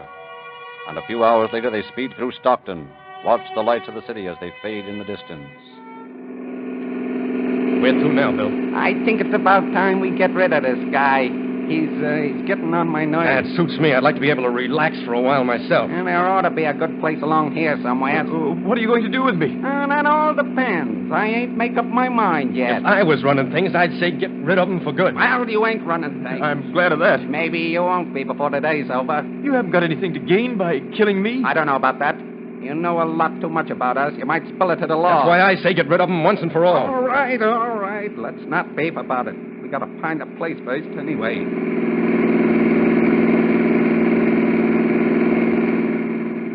Here's a swell spot. Just a place. Here we are. Pile out. Okay. You know, I can't quite figure it out. It don't seem good to let you loose now. But I don't want no mess on my hands. You mean a mess on your hands? I thought you said we'd never get caught. We won't. Only if something did happen to slip up, we don't want no murder rap. Say, what's got into you, Bill? You sound as though you were getting soft or something. Well, maybe I am, only I don't feel right about this. You're right about that murder business, kid. You're only making it tougher for yourself by killing me. Did anyone ask you for an opinion? No, only I thought maybe... Don't think.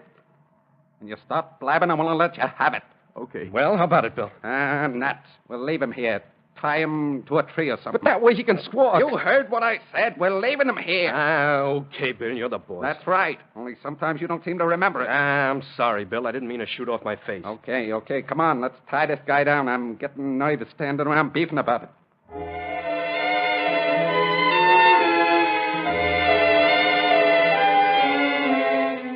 So Kenneth Milster, the unfortunate companion of the two bandits, finds himself tied to a tree miles from anywhere, but with his life still intact.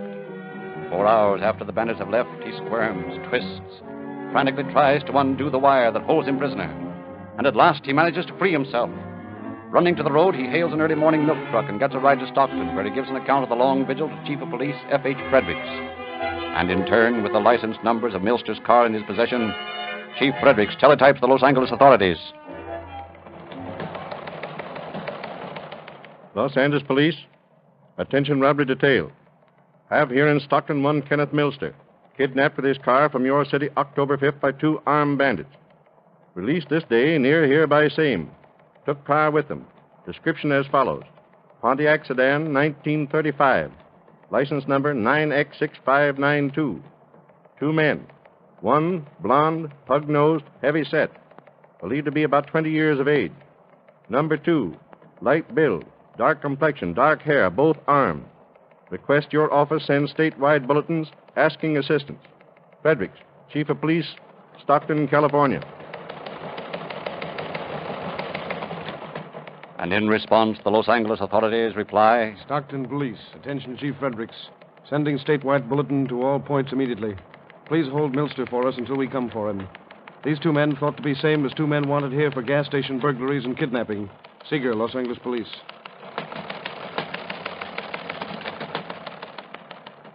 Seeger, Los Angeles Police Department. Pontiac sedan, license number 9X6592, recovered here. Occupants missing. Holding Milster per your request. Fredericks, Stockton Police.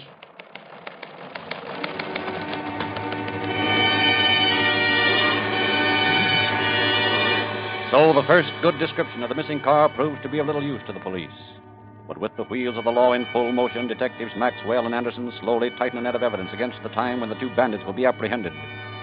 In the office of the robbery detail, the 3 Los Angeles victims are shown several mug pictures of youthful criminals, but fail to point out the wanted ones.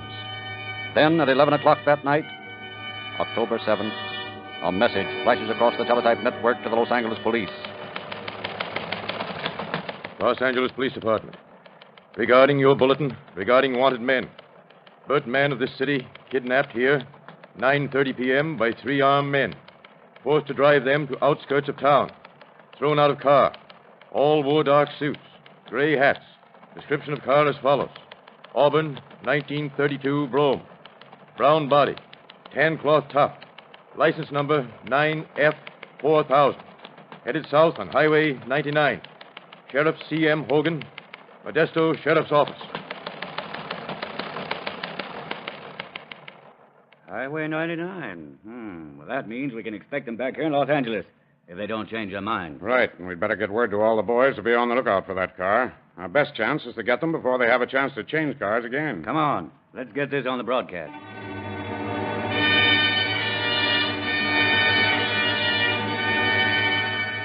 Los Angeles Police calling all cars. Attention all cars. Be on the lookout for 1932 Auburn Brougham. Tan cloth top. License number 9 Frank 4000. Driven by 3 men. These men are wanted on robbery and kidnap charges. All 3 are armed, so be careful. That's all. Rosenquist. But almost before this broadcast is received by the various radio cars, a report comes in from a gas station operator on North Broadway. Yes, sir. They took all my money and made me get in the car with them. What kind of a car? It was a 1934 Ford sedan. I got the license when they left me. Good. What was it? 2L7782. All right, Mr. Smoyer, and thanks a lot. Harry, cancel that last broadcast and send this one out, will you? Our boys have changed cars again.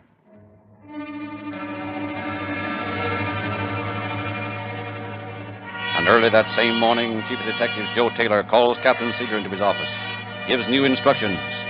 Accordingly, Captain Seeger assigns an officer to every strategic gas station in the Los Angeles city limits, then turns the office over to acting Captain E.J. Rivas. And in a radio car down in the Main Street beer joint district, Lieutenant Anderson sits with one of his undercover men, waiting the return of his partner in Milster, when the radio suddenly comes to life. Calling car 15314. Attention, Maxwell and Anderson. Call your station at once. Car 15314. Call your station at once. Rosenquist. Listen, Ed, I've got a call in, and I don't know where Maxwell and Milster are. You beat it into every joint in this block until you find them. Tell them to be on the corner of 3rd and Main in 15 minutes. I'll meet them there, okay? Okay. Thanks, and don't let me down. This might be important. A hasty call informs Anderson that there's an important bit of information waiting for him at the robbery squad office. So after picking up his companions, he proceeds there at once. Here you are, Lieutenant. Teletype from Stockton that just came in for you. Thanks. 2 original men, members of gang you're looking for, thought to be William S. Parker and Harold Lacey, both deserters from San Diego Naval Training Station. Parker's home, this city. Lacey from Fresno. Parker served term in Whittier Reform School, believed to have girlfriend living in Los Angeles. Her name, Mary Jennings.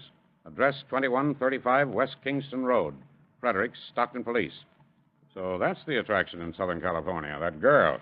Think we ought to go out there now? No, first I want to go out to Whittier and see if we can't get a picture of Parker. Come on, Mr. Milster. I'm afraid I'll have to ask you to take another ride with us. I need your identification. That's perfectly all right with me. I don't mind riding around with you fellas, just as long as I don't have to go with those bandits anymore.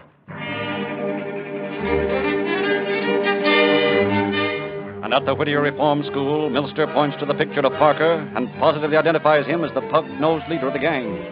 With this in their possession, Maxwell and Anderson head back to Los Angeles, stop at the office long enough to report their actions, and there Pat Shepard, veteran newspaper reporter, insists on joining them, his newspaperman's intuition sensing a good story. So a few minutes later, Anderson, Maxwell, Milster, and Shepard arrive at the address of Parker's girlfriend.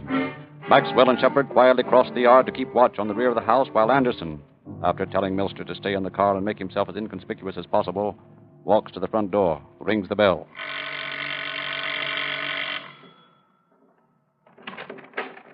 Yes? I'm looking for a Mary Jennings. She live here? Yes, I'm her father. What was it about? Well, I understand she has a friend named Parker, Bill Parker. Is that right? Yes, that's correct. He was here tonight. He was? Mr. Jennings, may I come in for an instance? This is vitally important. I'm Lieutenant Anderson. Here are my credentials. An officer? Yes, come in, right in here. Thank you. We can talk in here, I think. What's this all about? Mr. Jennings, I am sorry to have to be so blunt about it, but this friend of your daughter's, this Parker, is wanted up and down the line for robbery and kidnapping. What? That's the truth. He's a desperate man. Obviously, you can see the reason for my visit. Yes, of course. Bill Parker, a robber, a kidnapper. Well, that seems impossible. Do you know where Parker is, Mr. Jennings? Well, I can try to show you, if you wait till I dress. Of course. And I needn't tell you, I suppose, that time is very important. Well, I'll hurry just as fast as I can. Won't be a minute, if you'll excuse me. I'll wait on the front porch. You join me there as soon as you're ready. All right, Lieutenant. I'll only be a moment. Bill, there's someone sitting in the car in the garage back there. Pat and I heard him talking. You sure? Positive. Okay, come on. Might be Parker. You and Pat cover me. I'll see who it is. Okay.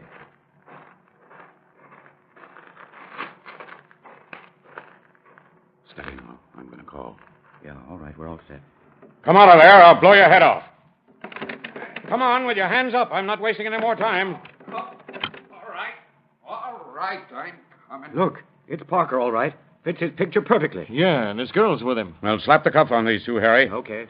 Oh, you too, Mr. Jennings. I thought you were upstairs dressing. Well, you see, as a matter of fact... All right, I understand. Harry, slap some bracelets on this fellow, too. I'm not taking any chances Sure now. thing. Come on. Stick out your hand.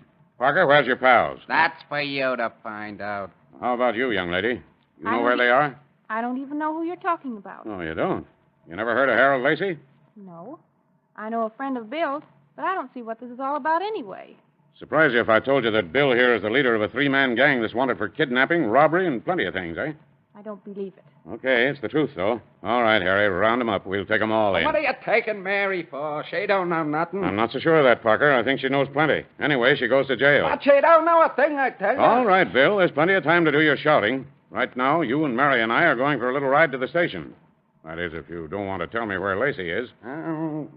If I tell you where he is, will you let Mary go? I think I can say yes to that. All right.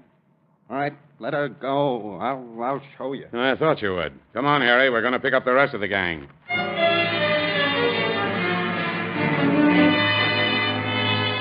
And a few minutes later, at a small rooming house on East 5th Street, Maxwell, Anderson, and Shepard stand before a door, from under which streams a crack of light. If the door's locked, we bust in. If it's open, walk in. All set? Okay. Yeah. And here goes. Hey, what the devil? Put him up, Lacey. Hi. Nab that fellow on the bed, Harry. Hey, what is this? I won't put up nothing for no one. All right, then I'll put him up for you. What are you doing? Hands up in your hands where they can't get loose. Right to the chair. Hey, this guy on the bed's out like a light, Bill. Well, put the cuffs on him, Harry. We got him, and we're going to keep him. Say, how'd your boys know we was here? Well, I'll tell you, son. It's just another case of a woman being the cause of everything. Yes, sir. We got the woman, and now we've got you. Think it over.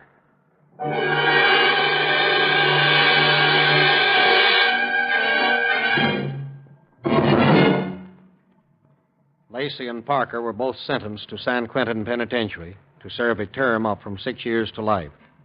The third boy, James Lawson, was sentenced by Superior Court Judge D.M. Young of Stockton to San Quentin for the same term.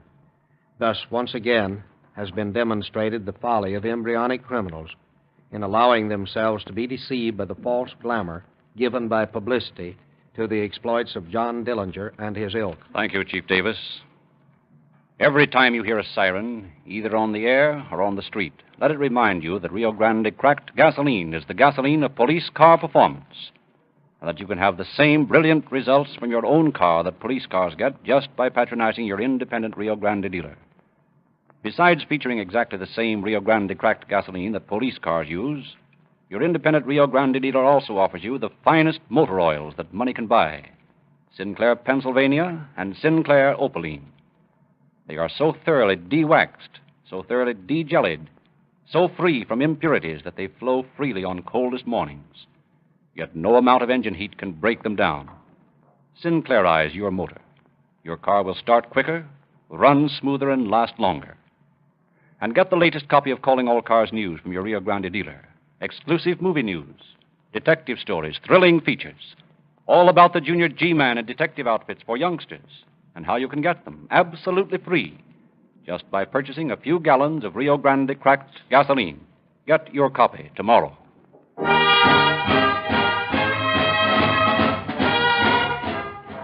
This is your narrator, Frederick Lindsley, bidding you good night.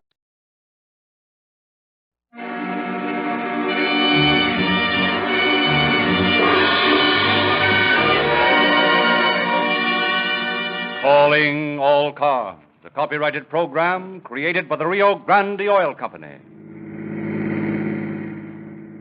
Los Angeles Police calling all cars, attention all cars. Wanted in connection with safe robberies. One Pete Galitzin, thought to be driving a stripped-down Ford Roadster, is in company with two other boys, described as follows: short, stocky, approximately 15 years old. This boy is slippery. If found, arrest and hold. That's all. Rosenquist.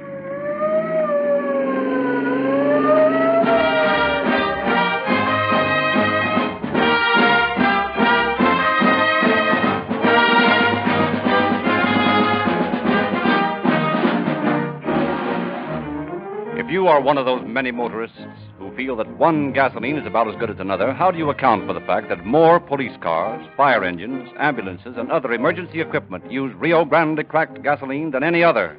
Just what is cracked gasoline, Mr. Lindsley? Cracked gasoline is just what the name indicates, a cracked gasoline. You know coffee is cracked, that is ground, before you can get the full good out of it. Wheat grains are cracked and re-cracked, and the chaff is thrown away before a fine grade of flour can be obtained. So it is with Rio Grande cracked gasoline. In Rio Grande's great modern refinery, gasoline is literally cracked by terrific heat and pressure into millions, yes, billions of tiny parts. Non-usable units are drawn off and discarded entirely. The remaining gasoline atoms are pure energy atoms, ready to flash into driving power at the very first spark. I see. That sounds convincing. It is convincing, madam. So convincing that Los Angeles, Oakland, Berkeley, Fresno, Santa Barbara, San Diego, Maricopa County, Arizona, and many, many other cities and counties throughout this territory have specified Rio Grande cracked gasoline month after month in preference to any other brand. Thousands of new motorists are turning to Rio Grande cracked. But isn't this a special gasoline that Rio Grande makes for police cars? No, it is a special process, the patented Sinclair cracking process, but it is not a special gasoline for police cars only. You can buy the very same gasoline, Rio Grande cracked with tetraethyl, at any Rio Grande independent service station. It costs no more, and it will give you the same flashing police car performance that police cars have. We'll be doing more than talking. Tomorrow we're starting out, and we ain't going to stop till we get enough dough to move on somewhere else. I'm going to be a big shot. You guys can go with me. If you don't make any mistakes. Okay, Pete. We won't make any mistakes. I'll see about that later. Now let's make plans.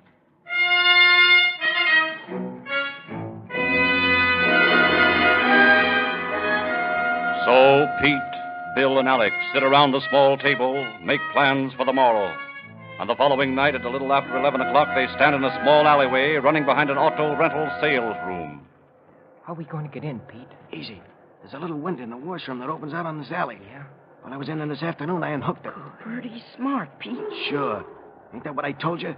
You gotta be smart in this racket. We all going in through the window? No. You stay out here and keep watch. Me and Alex will go in. If anything goes haywire, let us know. Yeah, but why do I get to rap and stay outside? Why does Alex get the break? Now listen, Bill, you stay here because I told you to, see? See, I see, Pete, sure. All right.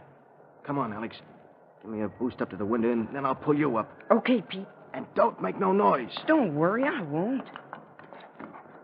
Now hold it, Alex. Hold it till I get this window open. Okay. I got it. Now. There. Now give me your hand, and I'll pull you up. Here you are. All right, easy now. Get your legs through, and I'll help you down. Yeah, I got it. There. Yeah.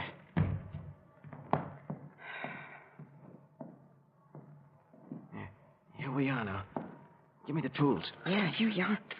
Quiet. You want to bring every bull in town here? Sorry, Pete. Okay, forget it. Come on and help me with this Jimmy. We'll crack this thing like it was a baby bank.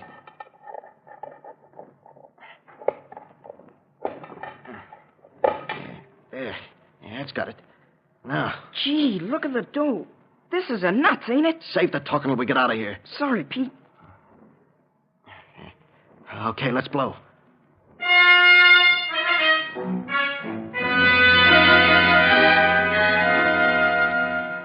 4 times that night, the three safecrackers sneak into auto shops. 4 times a safe door snaps open under the expert jimmying of Pete Gallitzin. And as Monday morning comes, 4 different store proprietors get a shock as they gaze at their broken safes. One after the other phones a frantic plea to the police department. And in the office of the Bomb and Explosive Detail, Lieutenant Katzenberger scans the early morning reports, ponders their meaning. 4 different places, all auto sales rooms, and each job done the same way. Hey, Eddie. Yes, Katz? Come here a minute. I got a puzzle to work on. What's it now? Take a look at these reports from last night, Eddie. Recognize the technique? Nope. Can't say that I do. Neither do I. It's got me wondering. I thought I knew every safe gang in this town, but this is a new one. And it works plenty fast. 4 jobs last night. Nice going. I've checked all 4 places for fingerprints, and there aren't any. Whoever's pulling this is smart. All we've got to go on is a few busted safes. That's a great start. Well, I'll tell you what I'm going to do. We'll get all the boys and bring in every mug in this town that I know has a safe-cracking record. Even if none of them did it, well, they might know who we want.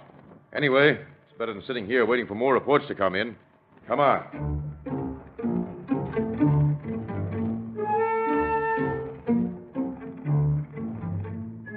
But Lieutenant Katzenberger's dragnet brings no results. And after talking to more than 20 known criminals, he finds he has learned absolutely nothing. Nowhere can he find even the slightest lead as to the unknown bandit's identity. The following morning, 3 more jobs are reported. And the next night, 5 more. In each case, the method is the same. And in each case, There is no clue.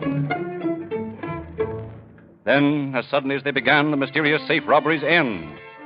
2 nights go by with no reports. A week, 2 weeks, and still no jobs.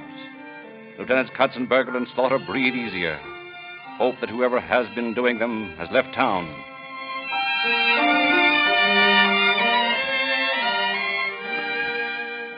Then, 1 month later, as Lieutenant Katzenberger is looking over a stack of police bulletins, his eyes fall on a report that looks familiar. Calling Lieutenant Slaughter, he tells him of his suspicions. Look, Eddie. Here's a bulletin from the Washington police about 3 kids they picked up on suspicion of robbery. They let them go for lack of evidence. Yeah. They were driving a hopped-up Ford Roadster with racing wheels. So, here's another bulletin from Stockton. Looks like the same kids, driving the same car. Suspicion of robbery, released for lack of evidence. Say, you're right, Katz. And this morning I got this one from Fresno. Take a look. 3 boys driving stripped Ford Roadster. Arrested here yesterday, released today. Thought to be headed for Los Angeles. Say, this looks hot. You know, I was thinking maybe we'd better pick these boys up and see what they know about our safecracking jobs. That fool. Help me learn the tricks, Jake? Sure. I'll do more than that. I'll help you plan your job. Will you, Jake? Say, that's swell. How can I go wrong with a guy like you helping me? Boy, I can just see the other kids when they find out I'm working with you. They'll all want to be in on it. They can be, too. Only I'm going to tell them what to do, and they're going to do it, or else. That's the spirit, kid. Play smart.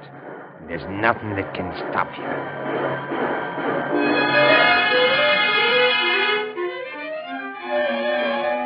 Thus, the prelude to 14-year-old Peter Galitzin's crime symphony. On his birthday, Pete and a few picked pals celebrate by making a round of the stores, lifting a ring here, a spotlight for his Ford there. And that night in the garage behind his father's home, Pete lays his plans for the future on the table, forms his first embryonic crime organization. Bill, you and Alex sit here beside me. Okay, Pete. Yeah. You're going to be my lieutenants. And the rest of you, what Bill and Alex says goes. Understand? All right. I've been looking a couple of places over around town here, and they're easy pickings. All we got to do is get in. That's the toughest part of the job. What's so tough about that, Pete? Why not just bust a window and walk in? Because we ain't working that way, and the first one of you I catch busting windows is going to get in trouble with me. Don't get sore, Pete. I was only suggesting. All right, Bill, just don't get out of line. I'm running this bunch, and I'll make the suggestions. Sure, Pete, I know that. And don't forget it. Here's what we're going to do. Bill and Alex and I'll go out and case these joints tomorrow. As soon as it gets late enough, we'll meet the rest of you here and go knock them over. I can't make it tomorrow night, Pete. Me old lady's on the warpath about me being out night. Then you better go home to your old lady and tie yourself to her apron strings before you get lost. It ain't that, Pete. It ain't that. Only if I cross her, she'll tell the old man, and he'll get rough with me. Sure. I understand. And I'm telling you to get out of here and make it fast. I don't want no punks in this outfit. Well, gee, Pete, can't I just... You heard me. Get out and stay out. If you want to stay healthy, you'd better not show your face around me. Okay, Pete, don't get sore. And here's something else for the rest of you to remember. See this little bump on my forehead? Well, when it gets red, get out of the way. That means trouble. Gee, Pete, it's kind of red now. Sure it is, and I'm sore. Now, you better all clear out before I get any worse. Hey, Bill. Yeah, Pete.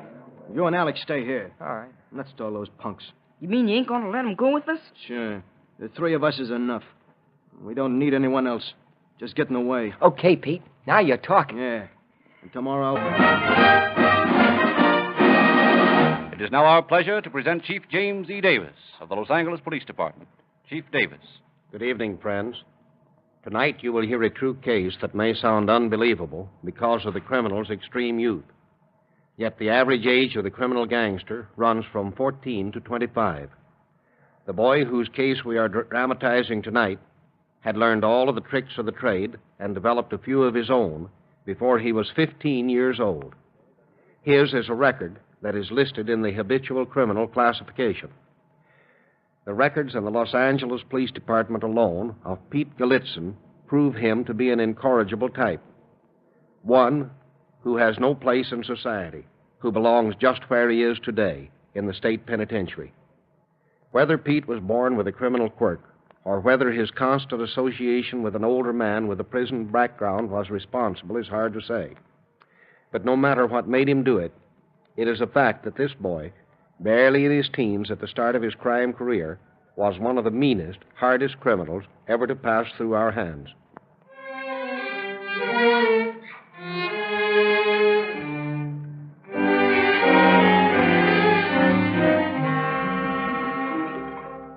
Our story opens on a clear June day in 1925.